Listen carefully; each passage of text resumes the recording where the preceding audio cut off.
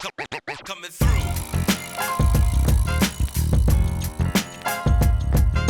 Welcome to the Educate U.S. podcast with your hosts, Stacy Schultz and Patrice Fenton, two former teachers and administrators talking about a variety of topics happening in the world of education and beyond.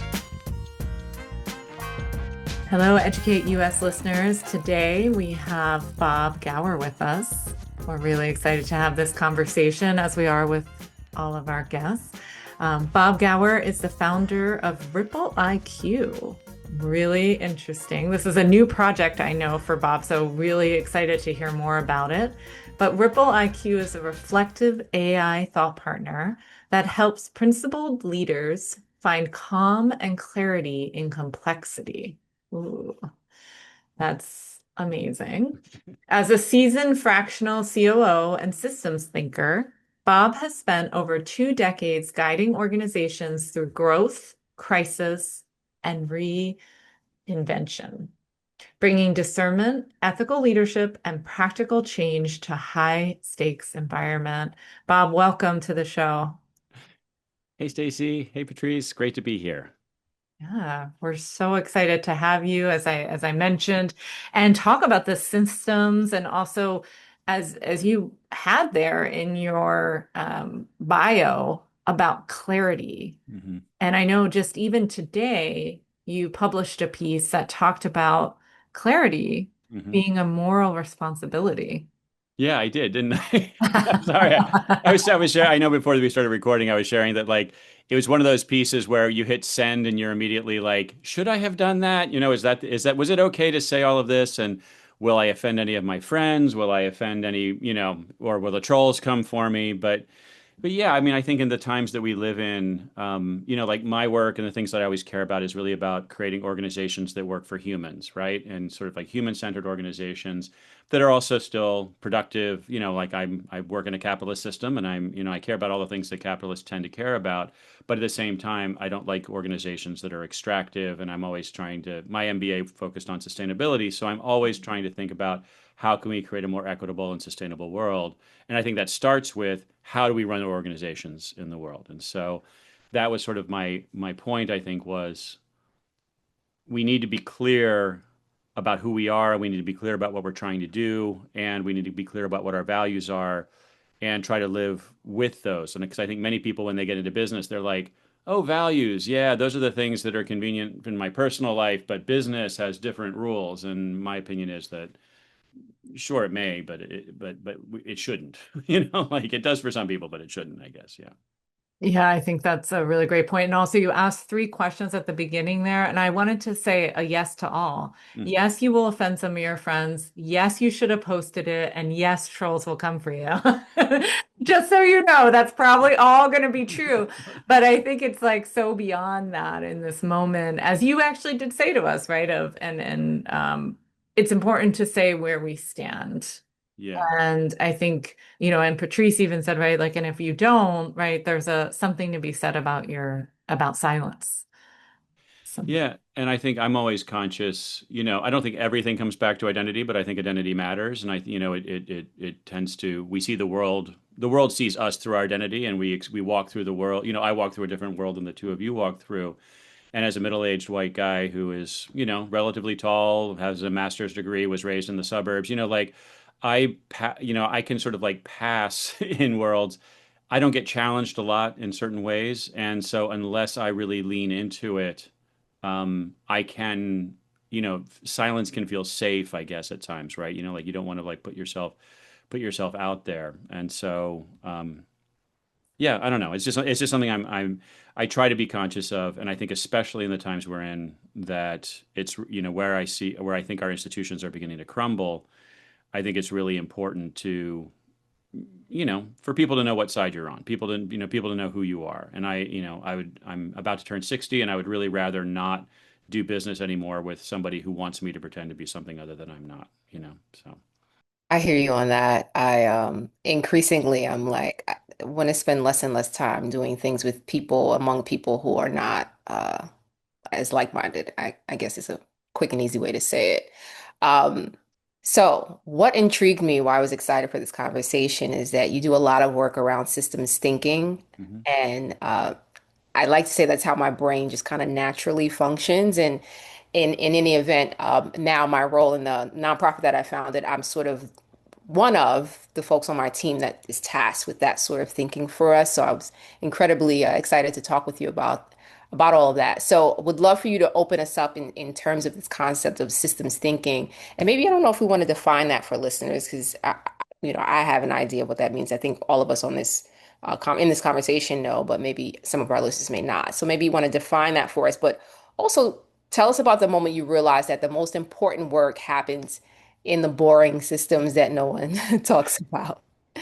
Yeah. Well, I mean, to answer the first question, I mean, we can go on, and people have lots of different opinions about what systems thinking is and isn't. I tend to go back to a woman named Danella Meadows, who worked with a guy named Jay Forrester at MIT, and they worked on what is it, the Club of Rome. It was a project back in the 70s where basically the idea was how can we make the world work better? And what they realized is that people were essentially looking at the world as a mechanism, as a machine, right? And so, okay, we'll go tinker with this little part over here because this part needs isn't going very efficiently, and that'll make things better. And then, but what the systems theorists first realized is that everything is really interconnected. And so, if we begin to tinker with one part, we're going to then impact another part, and it may be in an unpredictable sort of way. So you can't really address climate without addressing poverty. You can't really address poverty without addressing other kinds of inequality. You can't really address them all without addressing misogyny and patriarchy and all of these other, like all of these things are really deeply interconnected. And it can get very overwhelming. I'll just put a plug in for Danella. She wrote this amazing piece that I go back to again and again and again, which is called Leverage Points, Places to Intervene in a System. You can look that up online. But basically, she says that there are basically like 20 different places within any system that you can begin to tinker. And I always kind of focus at the top, which is the mindset that the system is built from, the rules that the system operates under, and that the mindset that is the rules that forge those things. And then there's other things like communication and a lot of other pieces.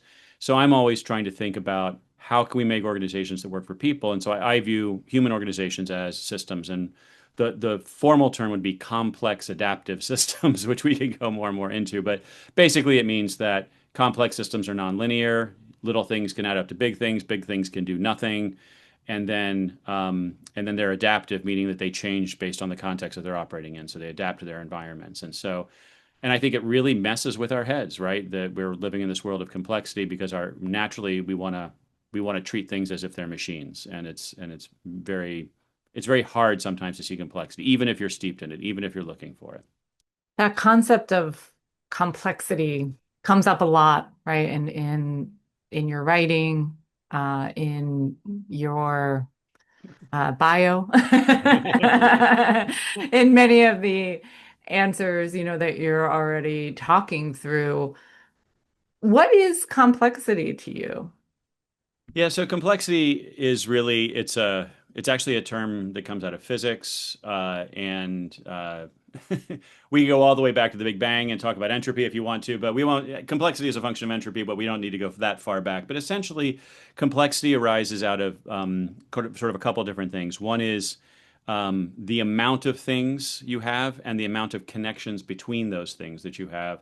And then there's also another piece, which is sort of the layers of connection. So connections can happen at different levels of granularity, right? They can happen down at sort of almost like the atomic level, or they can happen. And so because you have so many connections, and because you have so many things, it creates a nonlinear environment. So essentially, a nonlinear environment is one where it's really unpredictable. One of the classic ideas behind this is like if I have a sandcastle on the beach, you'll watch like suddenly you'll get a cascade, right? The whole thing will sort of collapse. And the whole thing is collapsed because like one grain of sand moved, right? But it took a lot of other things to happen and for that grain of sand to be in the position so it could trigger that cascade. And so cascading impact is one of the things that we're always kind of like dealing with inside of organizational change. The bigger, the more complicated, the more parts to an organization you have.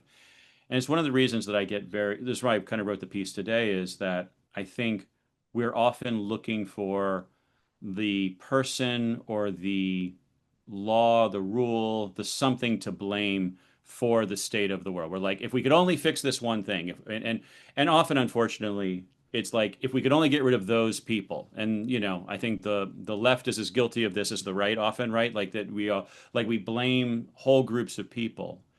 And then we are like, if we could only get rid of them, or if we could only change their minds in some way, then everything would be fine. And my take is really that the world is a mess. It was a mess when I got here. It's going to be a mess when I leave. I'm hoping that I get to like trigger some cascades along the way that make it slightly better. And I think to my mind, that's like a healthier, both for me psychologically, and it's probably more accurate to the way the world operates as well. So, um, yeah, I don't know. That's that got very big. Sorry, but like that's where my mind goes. Yeah. No, no, no need to be sorry. I think you're leading us right into that question of, so with that layer of complexity and the cascading effect, right? What can organizations do to help, get systems right, to help teams function better, right? Since we're bringing it back to organizations a bit. So I tend to look at organizations through sort of like three main lenses, right? So one is sort of just like, are we building effective systems? And an effective system is a system that does what we want it to do, essentially, right? Like if we're building a system to produce a widget in a factory, or a system that produces a piece of content in a content-based business, or a quality consulting product to our, if we're, in a consulting business or something, we need various systems. We need systems that compensate people. We need systems that schedule things. We need all sorts of different, you know, and there's a good friend of mine. I don't know where he got it, but he always says that like a guy named Charlie Gilkey, who wrote a wonderful book called Team Habits. Um, he'll say that like we don't, what is it? We don't, we, what is it? We fall to we don't rise to the level of our habits. We fall to the level of our systems, right? Isn't that it? I know he stole it from someplace else. I can't remember where it was, but like systems become like this baseline, right? So when I go into an organization, I got my start in publishing. Actually, I was a production manager in daily newspapers. That was one of my first jobs, and I also managed the design team at the San Francisco Examiner. Was actually the last paper I was at. And so I had to like get the paper out at 10 o'clock every night. Like we had, like every minute after 10 o'clock, we were getting charged by, and my CFO was coming down and yelling at me. But then but like if we had late breaking news, if we had, or if somebody was over designing or designing a page that was, very trying to tell a complex story, and they weren't quite getting it right. Like all of these things had to kind of work together. Plus we had technical systems. Plus, we had like a pipe that sent a digital file out to the printer, which was in South San Francisco. We had all of these pieces that had to work together. And so I found myself always trying to like harmonize and balance systems, right? So that's kind of thing one. And then thing two is that when you start to get into change, if you have to change a system, then that's where sort of complexity enters in. And I think complexity has gotten so much bigger because of the internet, but AI it's exploding right now. And I think we're in a sense sort of like drowning in complexity, or we're, like that, like we cannot not touch it, because complexity by its very nature is not unpredictable, and it has these sort of cascading properties to it. So all of a sudden, cascades can trigger. And I think, 2 years ago, the release of ChatGPT 3, and then 4 not long after, I think there were harbingers of sort of like massive, massive changes in the workforce and education. Everybody is sort of like trying to catch up. And yeah, I mean, I guess we could talk about like how to operate in complexity or how to think about it. But I mean, I think that's the problem set, is like, how do you build an effective system in a complex environment, which is by definition uncertain, right? And I think the way you do it is you empower the people who are working on the system to work on the system, right? To actually build the system, improve the system, have ownership of the system. And then that's good for them, their mental health, and that's good for their attitude. And Toyota got this right, back in the 50s or 60s, right, with the Toyota production system, all based on individual agency, right? And so that's kind of where I often go back to like lean and Toyota production system is kind of one of my core examples of how this stuff can work. But we're in a very different world now than that was built in. So I want to take us back to that quote. Well, it's you don't rise to the level of your habits, you fall to the level of your systems. Is that it? Is that how it I goes? think that's it. Yeah. So it's not like I think the idea is like we think that we're going to build like I just got back from the gym, right? So like I just got back from the gym, and so like I have these habits of like going to the like, and I feel like they're pretty good. They're going to the gym, but really it's the system of my life that allows me to do that, right? That I have a career that allows me to have the time to do it. I have, my wife and I, we've built a house that that operates the way we want it to operate. I have I have my financial system, my money is earning interest or whatever. Like I have all of these things that sit around me. And I had, like it's interesting actually. I hope this isn't too much of a downer, but I had a very dear friend who I lost in December, and part of it was we lost him to depression, right? And so I when I look back on his life, like because he was bipolar and because of his sort of psychology, he was never able to build regular systems into his life, right? Like he never, everything was bespoke. Every time he was looking for something, it was like he was looking for it the first time. He had ADHD, he was bipolar, and so he just sort of like was never able to. And he would come into my house and he would introduce chaos into my house. I loved him to death. He would come in and stay with me all the time. But this like I always felt like if he could have built some support networks and some systems around him, then he would have been able to manage the other pieces a lot better, right? He was trying to do everything with habit. He was like, and he was always beating himself up. I'm not doing it strong. I'm not good enough. I'm not, like, and then it just became this kind of recursive cycle that really, unfortunately sort of dragged him down. And I think sometimes I see organizations kind of in the same way. Like I feel like I've been in a lot of organizations that are like severely depressed, like they just because because there's this hopelessness about it, right? Everything feels messy, everything feels bespoke. Every conversation feels like a crisis. Like we're always, like didn't we, I don't know if you've experienced this in organizations you've worked in, but one phrase that I always am listening for is, didn't we decide this last meeting? Like people come back, and they're like, well, yes, we did. And but why didn't we execute? Because we didn't have a tracking system, we didn't have a system in place in order to like instantiate that, right? So I think you can have the best intentions in the world, you can have the strongest willpower in the world, but if you don't build a system around it, then it's inevitable that it's going to fall apart. Wow. I am just reflecting on some of the pieces you just said and that two things. We've had one of my sons on who struggles with similar things that your friend did and sorry for your loss on that, Bob. So as you were sharing that story, I think about the way, we're trying to put people and systems around him and help him create his own systems so that he can in fact see a way through. Like we try to help him know like, hey, right now we're owning this a little more, right? Because he's Yeah. 12. Yeah. But hey, what are the systems you can start owning for yourself? And I know it's hard. It's a really hard cycle to break. And then you started comparing that to organizations. And I think we all can think of and or point to a friend if you haven't experienced firsthand being in an organization where you're like, wow, Yeah. we have like 8 meetings about the same thing and it's never moving forward, right? And it's like, so what you just said really resonated with some like talk about complex system and connections. Yeah. It's like really deep there and real for many of us, I'm sure.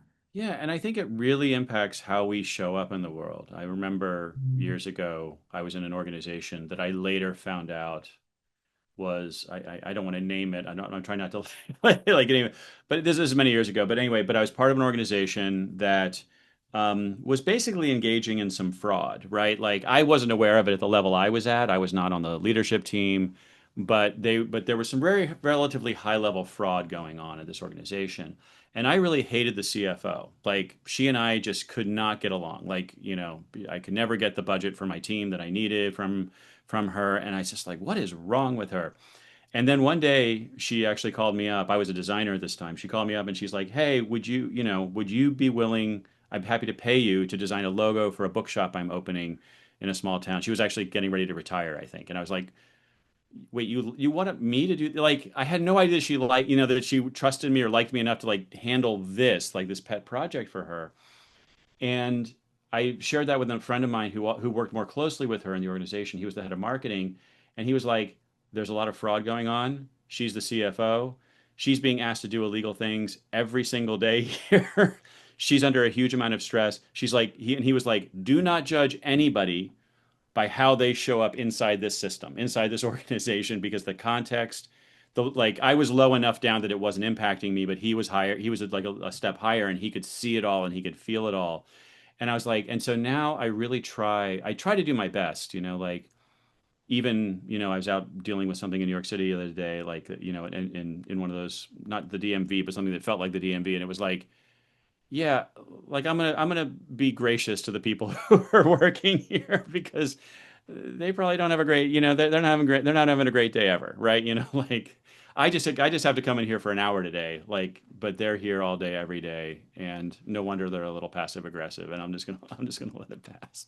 Yeah, I mean, and it takes a lot, right, for someone to be aware of that and know how that might be impacting others and be empathetic, really, right, and compassionate to that.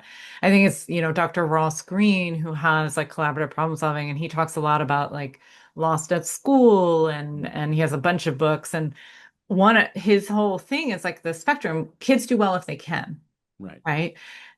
In the environment that they're in, right? And so this idea of and he even talks about it as like adults, right? Like we're on a spectrum of behavior too. And when we're in these certain environments, and I like how, you're labeling these really systems, right? When we're in these different systems, if they're stressing us, then there's certain behavior that's really hard not to sort of go I'll say slide back on the spectrum a little, where you might not want to be showing up that way, but you really don't have the tools to, which I think kind of seeps into maybe this next question, which Yeah. is, you know, it feels like we go through cycles of times economically where organizations need to squeeze their resources, so to speak, right? And they're asking the question a lot of times of, well, what is waste? Yeah. Right. And that question is big and important to ask.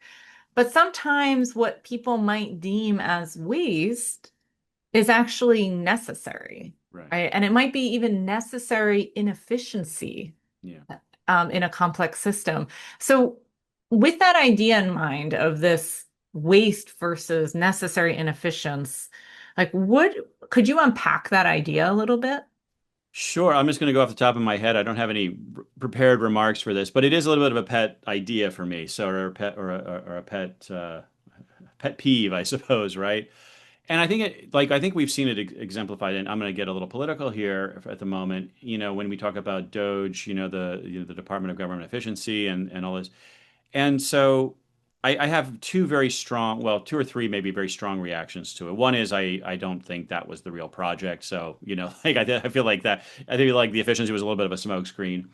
But also like I am in favor of efficiency, right? I am in a favor of like let's use resources wisely. Let's not waste, and I think and yeah, I'm all for it. But in a business environment, efficiency is one thing, right? That because we can say, well, we can cut people off of our payroll. We can neglect a market that we once were serving in order to concentrate on a market that feels more, more productive for us, and therefore, so we can stop helping those constituents and help these constituents over here, right? We can do all sorts of things, and I think we can do that quite ethically. When you start talking at the government level, though, like how many people, if you talk about like efficiency in terms of like Medicaid or Medicare, right? Like as soon as you start cutting anything there, you're talking about people dying. You're talking, like, you cut anything, right? Like there's a potential life and death, or at least, something very, very substantial to an individual somewhere. And I'm like, is it ethical to then allow anybody to fall through the cracks? there was a movie about the subprime lending crisis. What was it called? Margin Call, not Margin Call. It was anyway. It was one. It was Brad Pitt was in it, and he played this like trader who helped these kids like short the U.S. The world economy, and they became really rich, and they were celebrating because like they were like, oh my gosh, Bear Stearns is closing, but we're rich, and he said like for every percent reduction in GDP, the death toll goes up this amount. He's like celebrate, but let's not dance about it here, in public, right? This is because when people start losing their homes, when people start losing, their savings, like the rate of self-harm goes up, the rate of depression goes up, the rate of, the rate of like stress-related illness goes up, heart disease, and all of these other things, right? And you can track it on a graph. You can see it on a graph. And so I don't think it's really necessary. I think there are contexts where we don't want to be efficient. And I think that's one. And then the other piece is sometimes, and maybe this is a little more to your point, is that like the effective moves is not to be efficient, right? Because we also need, because of complexity, we need to be resilient in the face of unexpected cascading change, right?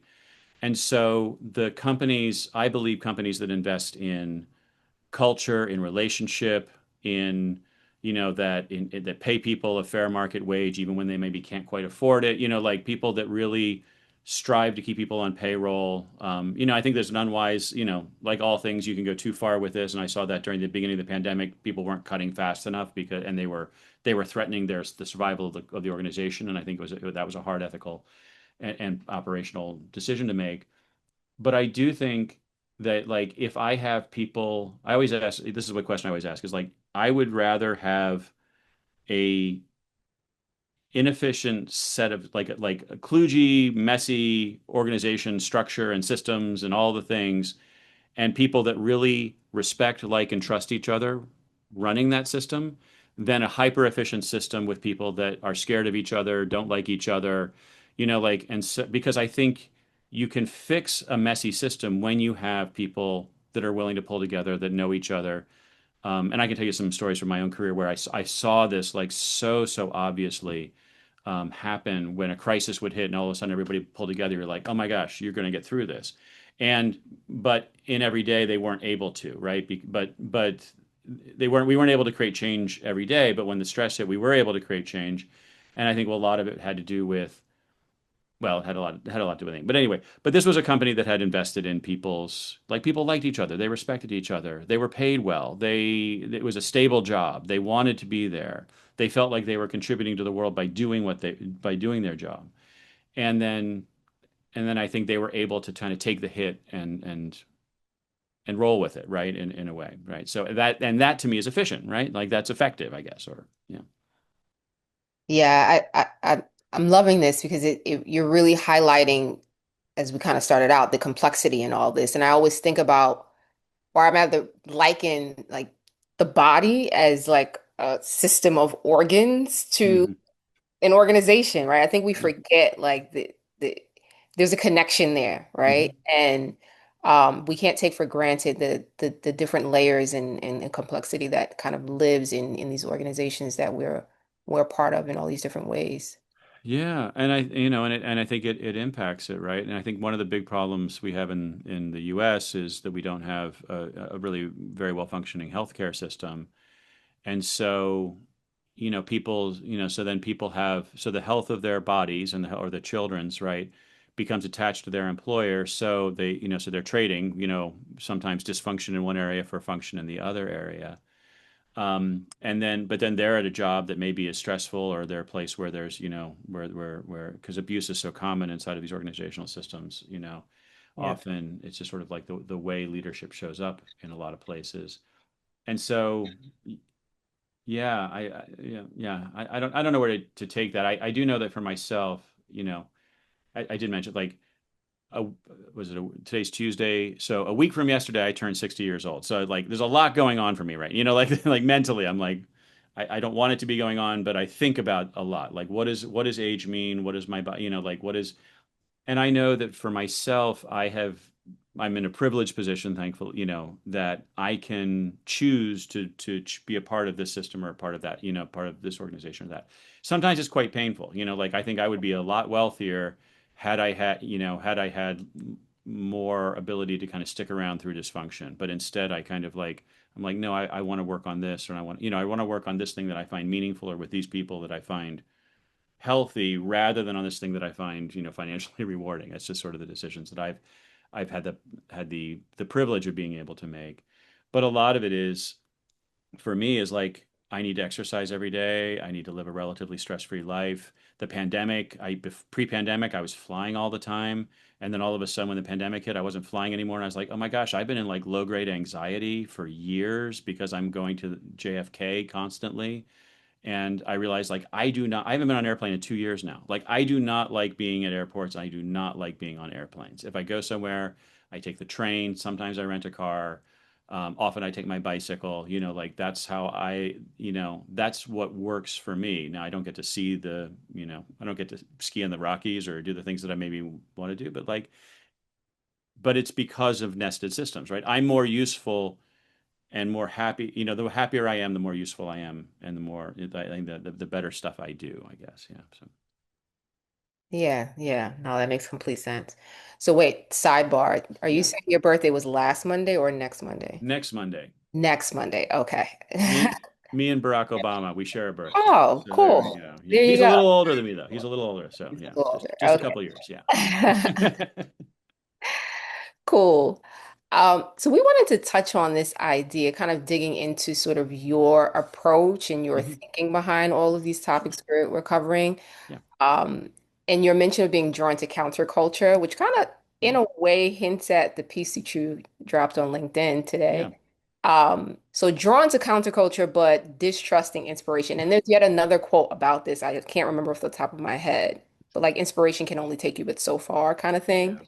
Yeah. But how did that shape your attention, or that tension shape your approach to organizational change and these ideas around systems and things of that nature? Yeah. So first we'll start like at the superstructure. Like, so my role in the world, the role that I want to play in the world, is to help create organizations that work for people. Like, if I have one mission in life, that's what I would like to be doing. And I think we've talked about it, and I think of those sort of like three main areas that I operate in, right? One is building effective systems. The other is navigating complexity. Obviously, these are interconnected. But we're touching on the third one, which to my mind is like the nearest and dearest to my heart, is I call it ethical influence. And so, for your listeners that don't know, I'm a cult survivor. I was in a cult for 2 years. My cult leader is now, and the head of sales, her head of sales.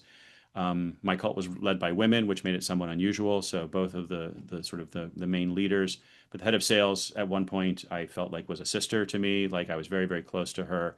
They are now in federal custody here in Brooklyn, which I'm not a big fan of the carceral system, but I do think their conviction was justified. So it's all kind of very confusing. That happened in May, so it's all very fresh for me.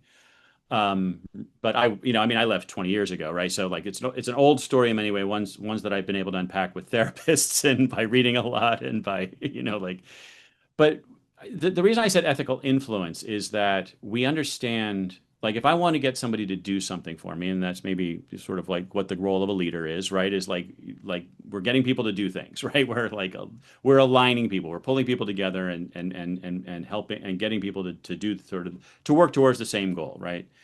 And there are a few different ways to do it, and many of them are bad, right? So one, we understand power, right? So like, and a lot of our organizations have power at the base, right? Like, essentially, do what I tell you to do, or I'm going to fire you, or I'm not going to promote you, or whatever, right? Like, there's a threat that sits underneath it, and I'm not fully criticizing power. I think hierarchy is really valuable. Flat organizations, I think, have other problems often, because you get these shadow powers, which is around influence. And influence is more about the visionary, the emotional piece. Like, am I inspiring people?